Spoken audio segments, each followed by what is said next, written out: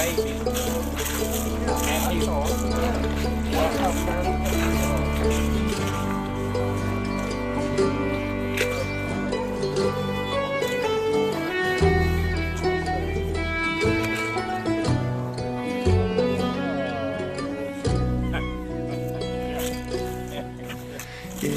yeah, but that's something for him to have a 6-month-old. 6-month-old deer already working. Yeah, he's been doing that for a long time. Right it is. That's the way.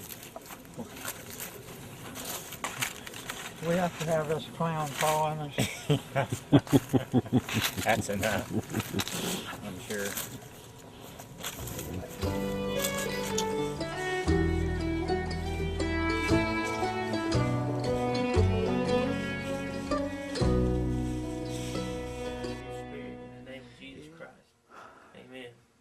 Do I look presentable? Yeah, you look adorable. Now I know something's wrong. I was born in Knoxville, Tennessee, October 17th, 1922.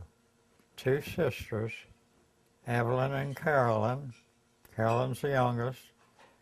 And I have a brother that is 20 years younger than me. His name is John.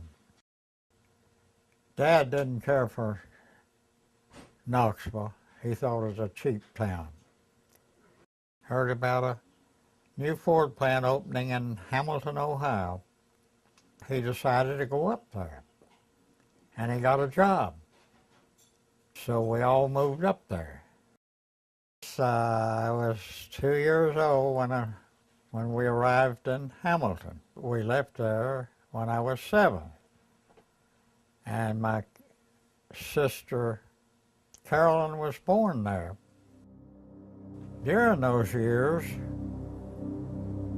I took Evelyn far and wide, the hobo jungles, up and down the river, and went in old buildings, abandoned buildings. Some of the neighbors told my mother, if you don't keep that boy home, that one day they're not coming back. That's how far we were roaming. And I didn't mention the railroad, up and down the railroad, any place to wander. And the hobos said, oh, we're so glad you come to see us again. And when we started leaving, she says, you gotta come back. On the little Miami River, there was a dam. I decided I'd walk across it, but it was so narrow and all, I thought I could manage it better barefoot. So I took my shoes off. Part of the way across, I lost my balance a little bit. I was using my shoes, and I dropped one.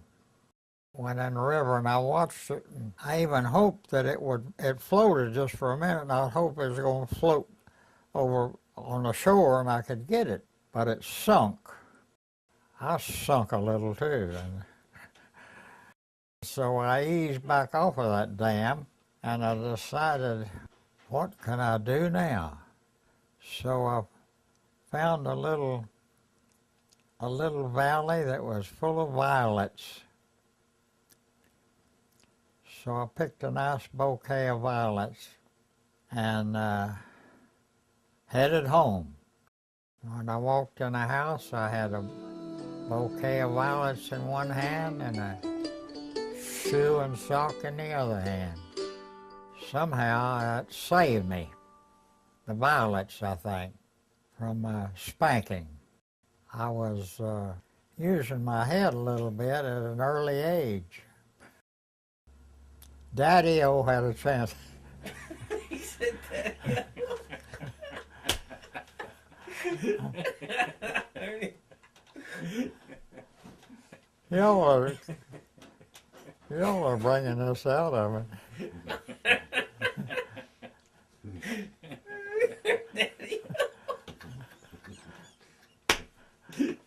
We're rolling. Here we go.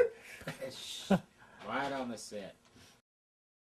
Daddy got into selling cooking ware, malleable iron cooking ware, Dutch oven.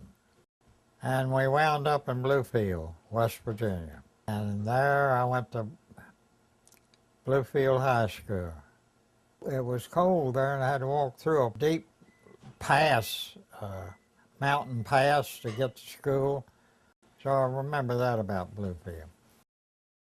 When we were living in Hertford, North Carolina, I got called into service, went to Fort Bragg when I was around 20 years old. I was a machine gunner on this B-24 Liberator. Was in a bomber group, and we left Long Island on Christmas Day. Landed in Dakar in Africa. From there, I flew up across the Atlas Mountains to Marrakesh. It was called the hashish capital of the world at that time. Anyway, from there we flew up to Tunis, to a little town called Cerignola. That's where I flew out of all my missions, out of Italy. Well, we got hit some, and one plane, maybe two, I don't know, blew up, and a wall of fire swept under the plane, and for a minute I thought we were on fire. Another mission, I saw a 24 pancake down on top of another one and knock all the engines out of it. Of course, those two planes were demolished.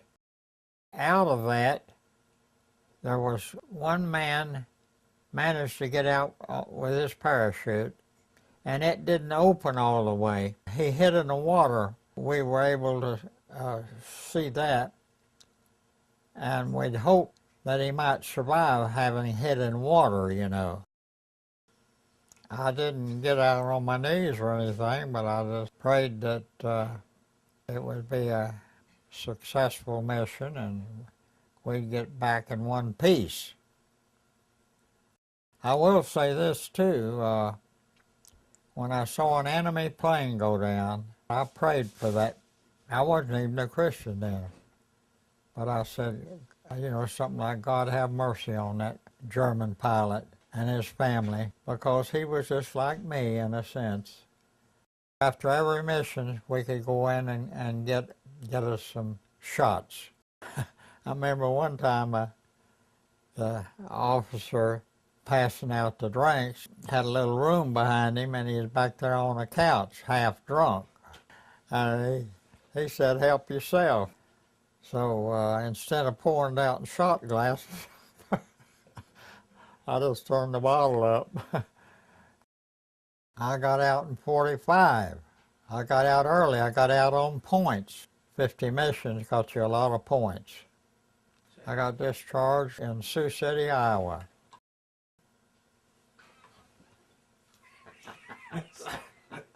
I'm sorry. It's on. I had phlegm in my lungs. You have a convulsion? I'm sorry. Well, after I got discharged, I went from Salt Lake City back up to Yankton, South Dakota, on the Missouri River flats. I made a lot of friends. I've lived in a hotel. We had a bottle and got to feeling good. And when we got back to the hotel, I remember all of us, when we got through the door, we ran and slid down the floor. I don't know why it hit us like that, but it did. I finally left there for Pasquotank Station, North Carolina. My family had a little farm there, but it was too dull for me. I couldn't stay there. My dad got to drinking pretty heavy, and they had no happy home life at all. My parents broke up in the late 40s, I believe it was. As I remember, they just more or less drifted apart. There was no marriage, so to speak, you know. My dad, he was an alcoholic. If it hadn't been for that, he'd have been an unusual man. He had so many talents. There wasn't much he couldn't do. After the split up, Mother went to New York, invited by Carolyn. My sister Carolyn was living in New York, and she was a fashion consultant. Carolyn was well established there, had a nice apartment.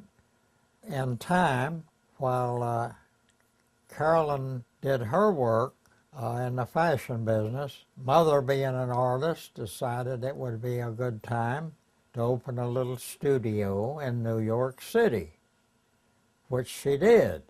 Naturally, Carolyn was a socialite.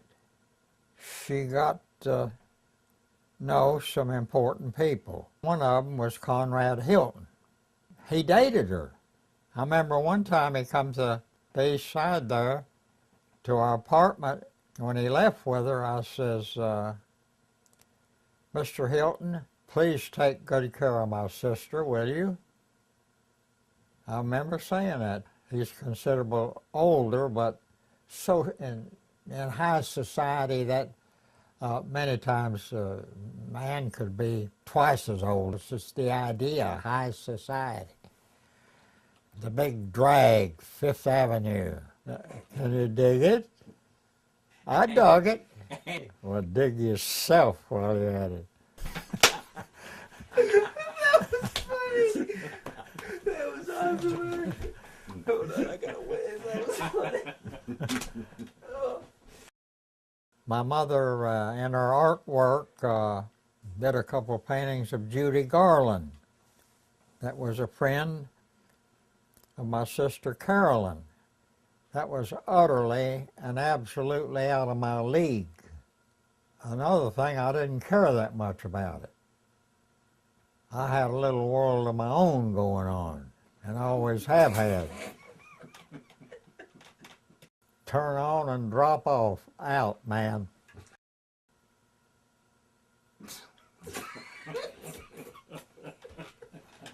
Oh, knock it off. Well, I'm not trying. It's at the end of the... Having lived in New York City, and I was curious about the Bowery, so I went down there to check it out. I just decided since I was alcoholic, just might as well hang out with them, you know, for a while. What she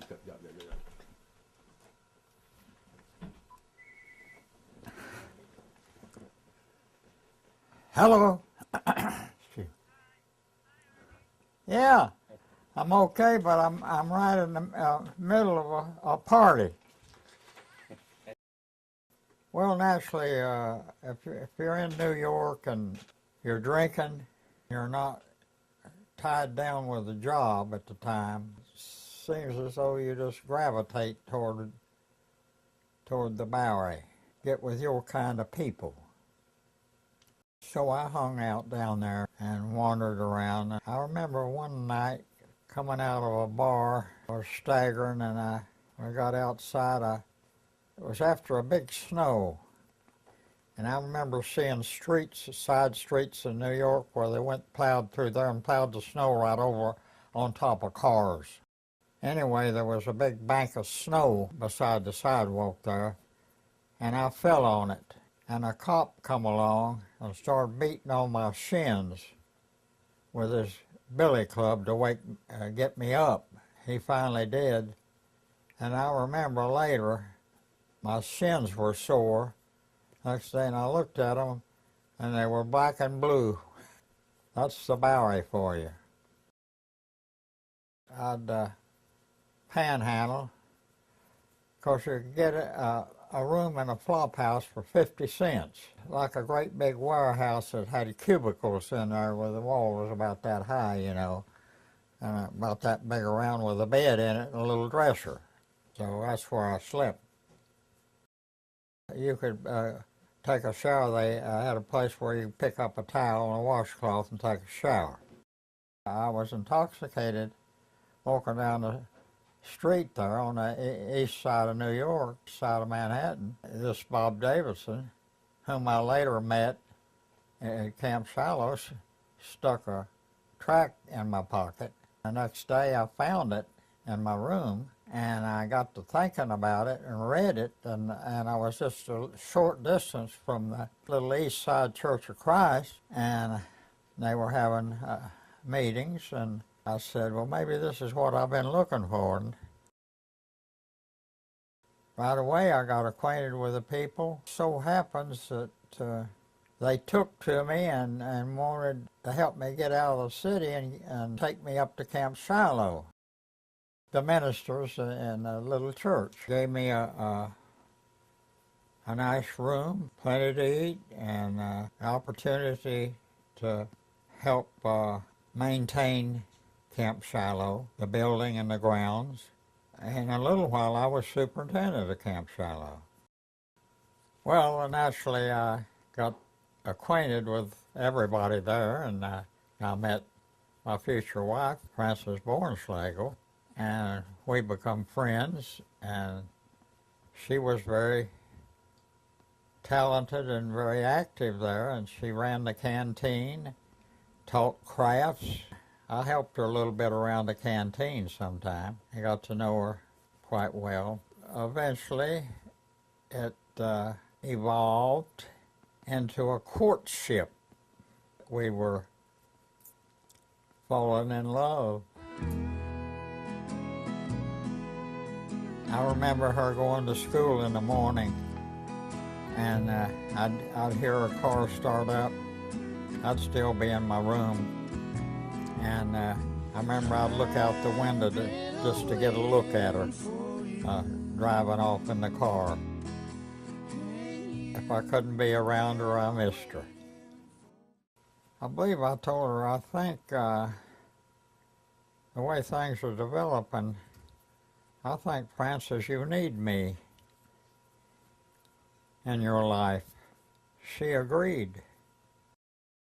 Marriage was inevitable, and we arranged for the marriage in a little church in the Wildwood. After our son Craig was born, we had to learn how to care for a baby. It was a job, but we enjoyed it and had people even helping us. After a while, when Craig got a little older, a few months, I remember him crawling across the floor. I remember he had a side gait on him when he crawled. He didn't crawl upright. He crawled kind of sideways like a crab in the water, sideways like that. He was the fastest crawler I ever saw. It wasn't long till some of the girls up there were slipping in and sneaking out with Craig, stealing him. To be blunt, girls just love babies, you know. They want to mother them. If they could, they'd nurse them. I'm serious. They got to grab them, hug them, and get hold of them, and run off with them. Like heavy. Yes, you get it. All right, we're going to switch gears a little bit. Great. Let's wind it down.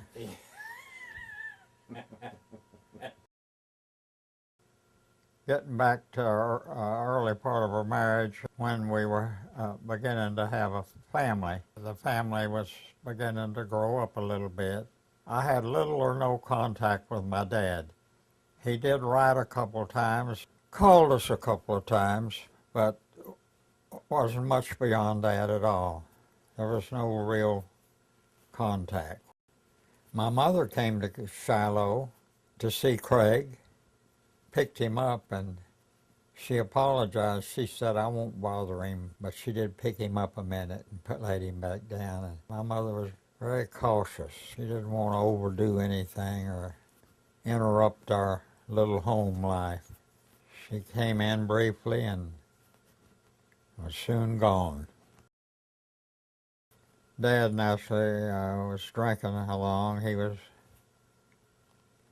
being an alcoholic, and which often follows the son many times becomes an alcoholic, and I even drank with my dad some.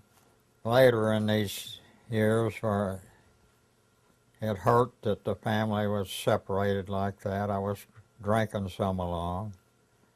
eased the pain, I guess you might say. Drank off and on after that for years. And my dad passed away in 1959. I don't remember anything about it, really. Like a few other periods in my life, I was just like a blank. I have no memory of it. It's lost. No, there was periods when I drank moonshine because it was convenient, and I knew the moonshiners. When I had money, I would buy better brands of whiskey. Later in my life, it was nearly all wine, cheap wine. I become a wino. When I had an urge to drink, it could be any time. There was times when my job was boring or something, and I didn't have anything to drink. After a while, I'd say, I don't have to take this. I'm going to get a drink. I've been on a mower. Come and see how that feels. Run that mower right in the garage. Get in the car and go get me a pint or two of wine. I mean, it would just hit me out there. Be so much better running this mower with a good drink. Before I left the store, I would go in the restroom and drink about a half a pint of wine. Halfway home, I started feeling good. I started whistling and singing and laughing. Every time I was, you might say, bored and unhappy, till that wine hit me.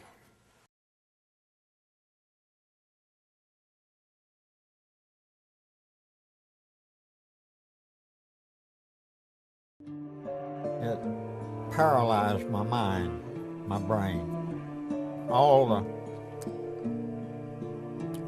pain and trauma, just the whole thing. I guess I was horror-stricken, facing death. It was so dim, you know, I couldn't think very well, but I can remember just vaguely different things, and that I was turning my life over, you know. I wanted to be a new person, a new kind of man. I liked the AA program and the fact that the main motto was to turn it over to God, your life. I can remember in some meetings that I'd say something and another Christian on the other side of the room might say, Ernie, tell us a little bit more about that. Aren't you about to mention Jesus Christ? I remember buddies more or less dependent on me to go beyond just God, get into His Son. And we did. I was eventually able to stop, as you are so familiar with the term and use it in connection with me, overcomer. And as Christians, that's what we have to be in this world. There's always something to overcome. I had no desire. It all left me. God took it all away. No more desire for booze. And I think that's when I started getting interested big time in natural hygiene and stuff, and made a long and hard study out of it. I did. And I helped other people realize that their lifestyle determined their health and well-being. It's your choice. You can have a healthy life or you can die out at an early age. And then Craig got in Conklin, and I helped him get in. He got in the roofing end of it, and then, of course, we had all the lubricants and cleaners of all kinds and everything. That was more or less my line. and we were eventually successful enough, we would go anywhere and meet anybody to advance our business. We were dedicated. We won 10 trips while in Conklin, from coast to coast, and one out of this country in the Grand Bahama, from Boston to Monterey. About that time, I was business oriented, and I heard about a supplement company called Sportron. They had some of the best supplements available, so I got into that company, and I got acquainted with the owner, the leaders in the company, and I got inspired, and then I sold more than anybody else. I was a leading salesman 2 years in a row. 2 years running, come in third. So I was first 2 years and third 2 years. Well, it's like this. If you got something good going, do all you can to keep it going. The more you give, the more you get. My life after that, number one purpose as a Christian is to help others. Sacrifice if we have to. Do it day and night.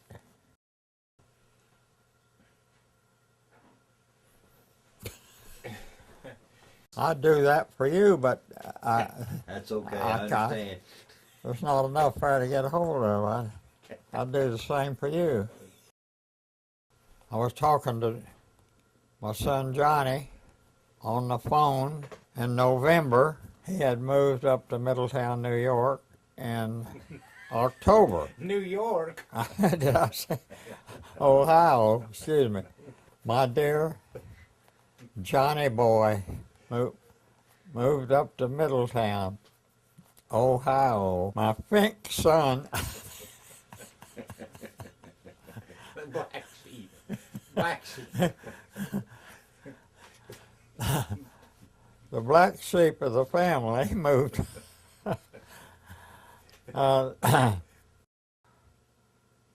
This is a rather unusual and strange story. It seems to fit my life. Johnny moved up to Ohio in 1998, and we were on the phone talking in November.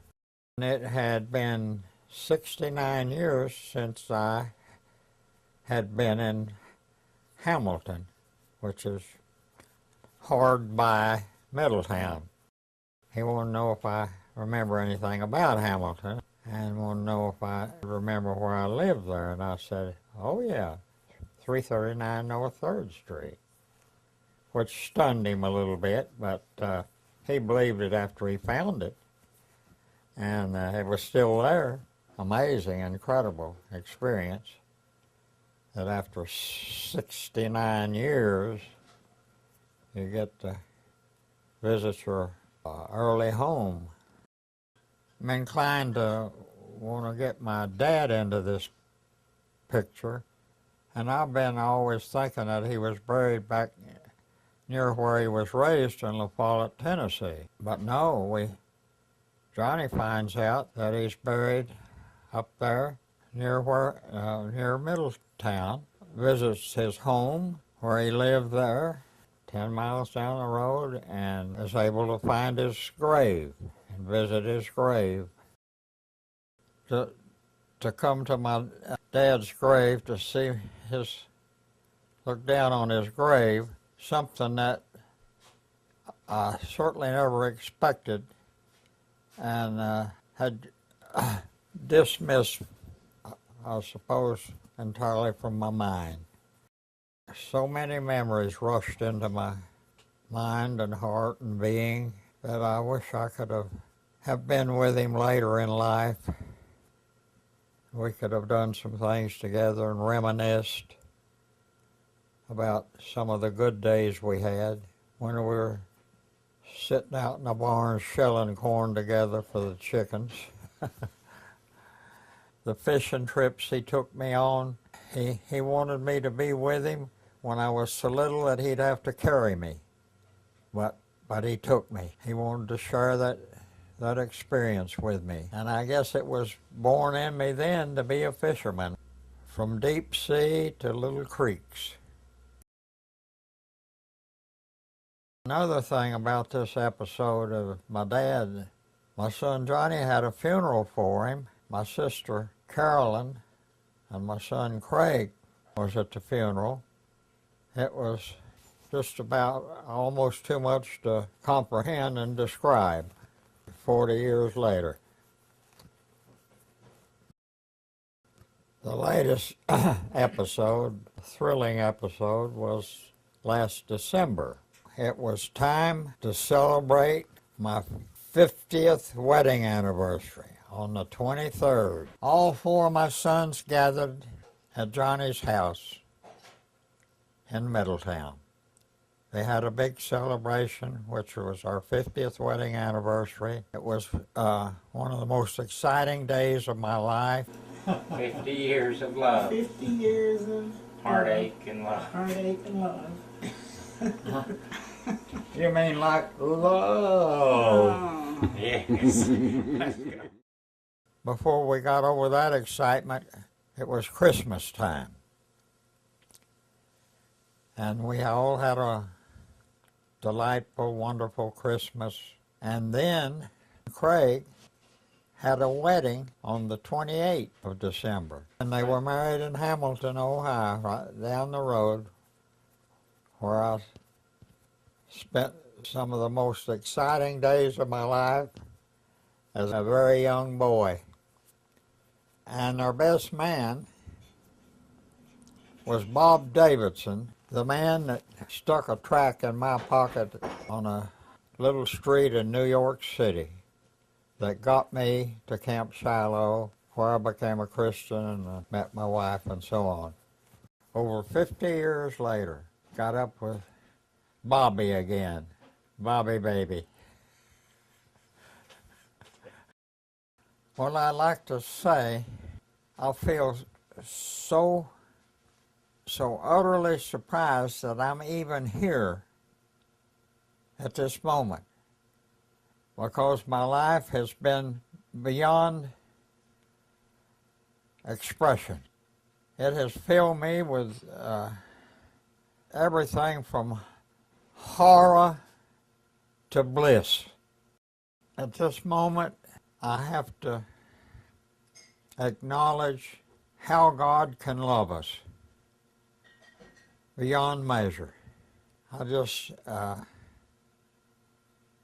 to say here in the end that how important that family is, and especially God's family. My God is an altogether forgiving God. His love is so deep that it can forgive anything and everything. I know that because I've experienced it. I've been there. He's forgiven beaucoup sins of mine.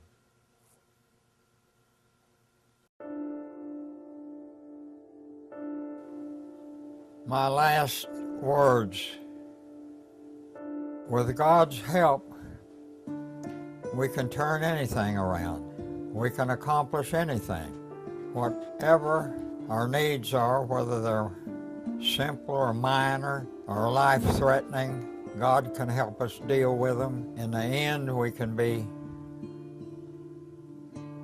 healthy and strong. It has to do with our connection with God, with His help, that we can make some choices that will put us where we need to be and keep us there. It's up to us. We have to make those decisions, those choices. Think about what you're doing in this world. And also realize that you can be an asset to those around you. You can develop and elevate yourself till you can be an absolute blessing for this world. You can gain wisdom and change this world. Add some beauty to this dark, wicked world. Bring light into it. Through God, you have that power. Use it.